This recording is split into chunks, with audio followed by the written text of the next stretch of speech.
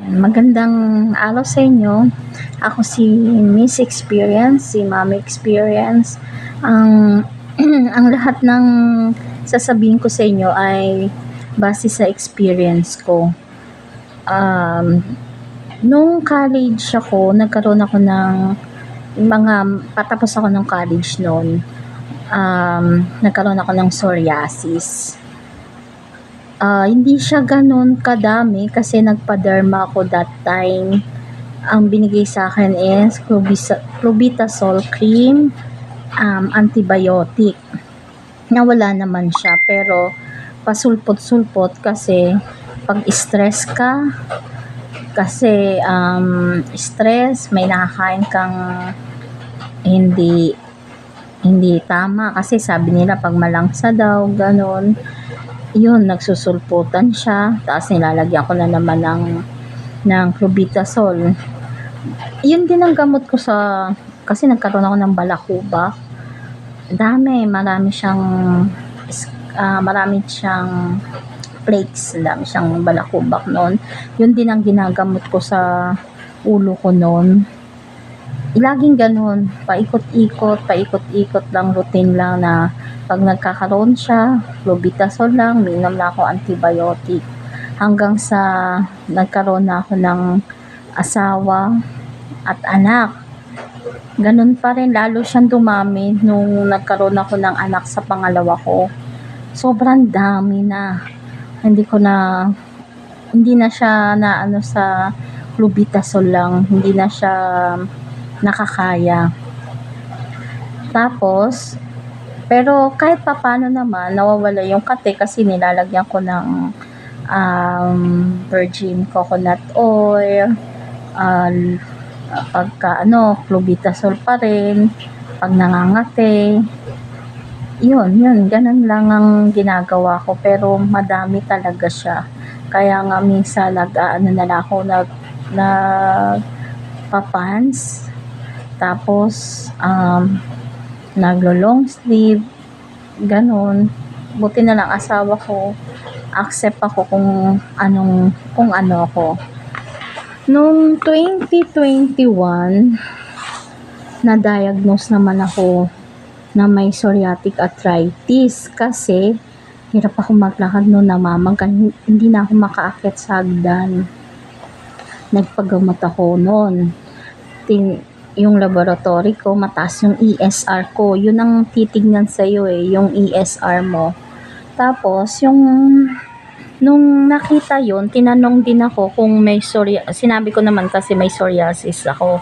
Kaya ng doktor ko, sa rheumatoid kayo magpa-check up. Specialist siya sa PGH noon, yung time na yon. Pero dito ako sa Lasal, nagpapa-check up sa kanya. Binigyan niya ako ng methotrexate. Methotrexate, folic acid. Yung dalawa na yun. Tsaka, para maayos yung paglalakad ko, binigyan ako ng Cecoloxib. Yun ang inano sa akin. Yun ang nireseta sa akin. Yung methotrexate, parang wala lang, nahihilo ko dun. Parang I feel like dizzy, hindi ako comfortable. Tapos, pero kinabukasan naman, nawawala naman yung hilo ko. At kasi ang binibigay sa akin nun, sa 1 week na yung methotrexate, 1 week yun na inuman. 1 week, isang beses lang yun sa isang linggo kasi matapang yung gamot na yun. Tapos, pag uminom ka ng Sabado, 2 sa umaga na tablet, 2 sa gabi, kinabukasan kailangan mo uminom ng folic acid. Tapos, para ma-okay naman yung paglalakad ko, walang masakit, kasi nung time na yun, sobrang sakit. Kasi yung methotrexate, hindi naman agad-agad yun na gagaling ka doon. Dahan-dahan ang paggaling mo noon. Tapos, yung pag-inom ko noon ng Cecoloxib, yun parang okay naman na siya, nakakakilos na ako, wala nang masakit. Laging ganun. Pero after every 3 months, kailangan ko magpa-laboratory. Tinitignan kasi yung doktor ko yung yung SGPT ko, SGOT at ESR. Lagi yun. Kasi yung atay ang tinitignan nun kung may mataas na ba siya. Kasi pagka ganon, pwedeng ipatigil pag hindi hiyang sa'yo. Yung atay, pagka nakita yung atay mo mataas, yung SGPT yata yung ano na yun kailangan nakamonitor. Kaya dapat hindi ka basta-basta iinom ng methotrexate. Kailangan may ano ng doktor mo, may ano ka, kailangan mo talaga magpa-check up. Kailangan may sundin mo yung doktor mo, kasi pag hindi, mapapahama ka. Yung ikaw lang iinom-inom ng basta-basta, hindi pwede yun, kasi minomonitor nila yan. After a year, eto, naging okay naman ako. Yung psoriasis ko, pagkainom ko ng methotrexate, yun ang unang nawala sa akin. Kuminis ako, nawala yung balakuba ko. As in, yun lang pala yung gamot. Kaso lang, hindi siya pwede sa mga gustong magbuntis pa. Kasi, delikado yun. Mamamatay daw yung baby sa loob, sabi ng doktor ko. Ako naman noon time na yun, wala naman na akong mattress kasi naoperahan na ako nung time na yun dahil may myoma ako. Kaya, nag-try akong uminom ng methotrexate. Naging okay siya. Hanggang ngayon, tinitake ko din siya. Pero ganun pa rin.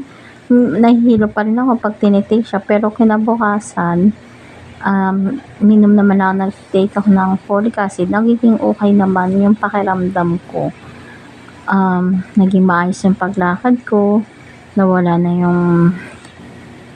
yung mga psoriasis ko, yung balakuba ko din sa ulo, lahat natanggal naman. Kaya lang, andun pa rin yung pamamaga. Sa pagdating naman sa psoriatic arthritis ko, naging okay din siya dahil wala nang masakit. Pero yung paglalakad ko, hindi pa rin ganun yung wala kang mararamdaman.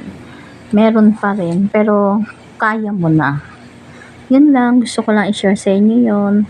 Salamat sa nakikinig. Hindi mo na ako magpapakita kasi ng mukha, guys. Kaya eto lang naman yung gusto kong i-share sa inyo. Salamat!